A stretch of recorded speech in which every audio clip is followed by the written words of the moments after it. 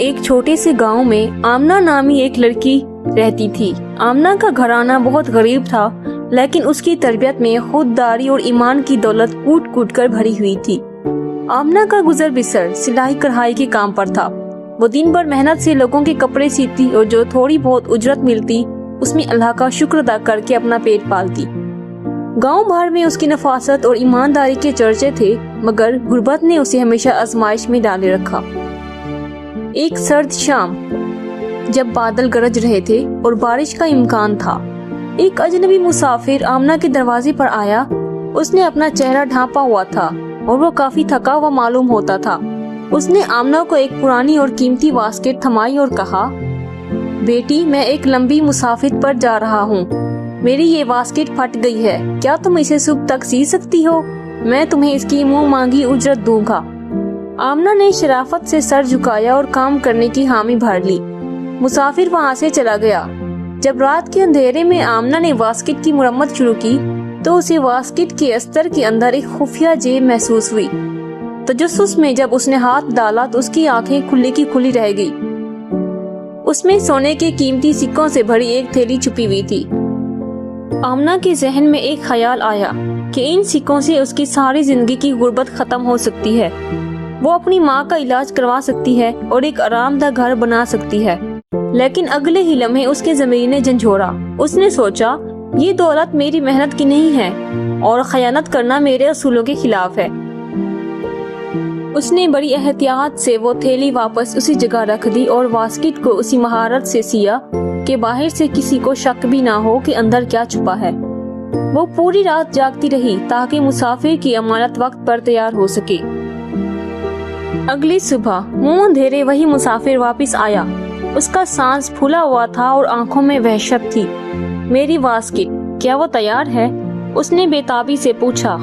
آمنہ نے سکون سے واسکٹ اٹھا کر اس کے حوالے کر دی۔ مسافر نے جھپٹ کر واسکٹ لی اور فوراً اس جگہ کو ٹٹولنے لگا جہاں خفیہ جیب تھی۔ اس کے چہرے کے تاثرات پل پل بدل رہے تھے۔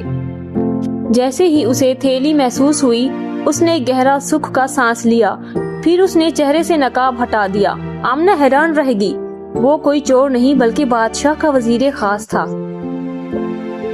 وزیر نے مسکراتے ہوئے آمنہ کی طرف دیکھا۔ بیٹی، مجھے معاف کرنا، میں نے تمہیں آزمایا۔ بادشاہ سلامت ایک ایماندار شخص کو شاہی خزانچی کی ذمہ داری سونپنا چاہتے ہیں، لیکن ہمیں کسی پر بھروسہ نہیں ہو رہا۔ ہمیں خبر ملی تھی کہ اس گاؤں میں ایک لڑکی ہے جو بہت غریب، انتہائی بااصول ہے، لیکن وہ بہت ایماندار ہے۔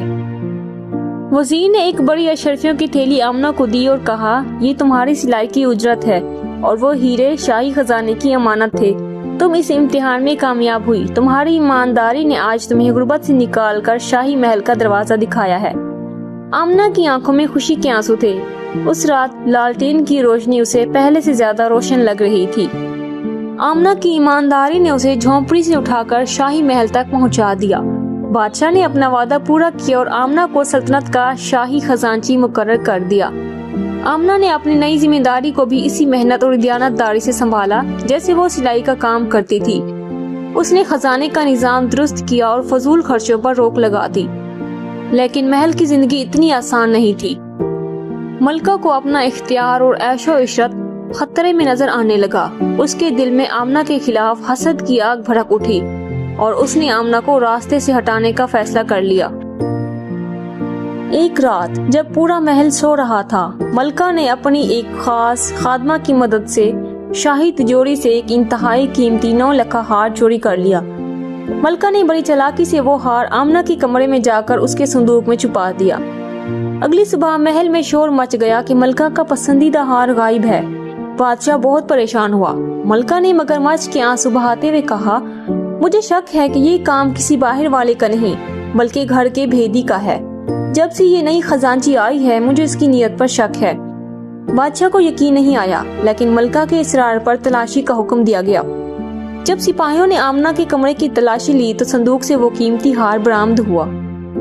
آمنہ ہکا بکا رہ گئی۔ اس نے چیخ چیخ کر اپنی بے گناہی کا یقین دلایا۔ بادشاہ سلامت، میں قسم کھاتی ہوں مجھے اس ہار کا کچھ علم نہیں۔ یہ میرے خلاف سازش ہے، لیکن ثبوت اس کے خلاف تھا۔ بادشاہ انتہائی مایوس ہوا۔ اسے لگا کہ اس کا ایمانداری کا امتحان غلط ثابت ہوا ہے۔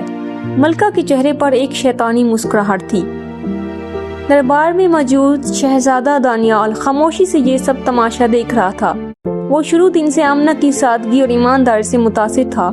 اسے یقین تھا کہ جو لڑکی ہیرو کی تھیلی واپس کر سکتی ہے وہ ہار کبھی نہیں چھڑا سکتی۔ اس نے دیکھا کہ ملکہ کی مسکراہٹ میں فتح کم اور مکاری زیادہ تھی۔ شہزادے نے خفیہ طور پر تحقیقات شروع کی۔ اس نے اس رات پہرے پر موجود سپاہیوں سے پوچھ گچھ کی اور ملکہ کی خاص خادمہ پر نظر رکھنے کا کہا۔ آخر کار ڈرا دھمکا کر اس نے خادمہ سے سچ اگلوا ہی لیا۔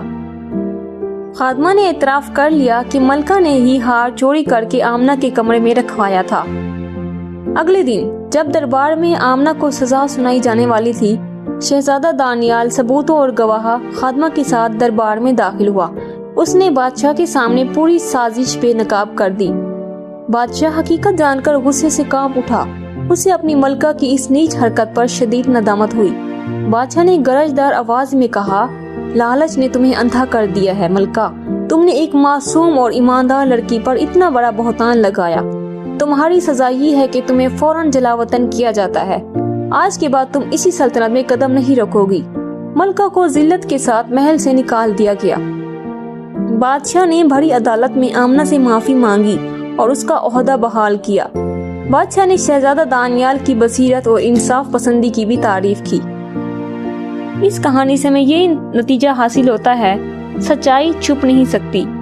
بناوٹ کے اصولوں سے اور لالچ کا انجام ہمیشہ رسوائی ہوتا ہے۔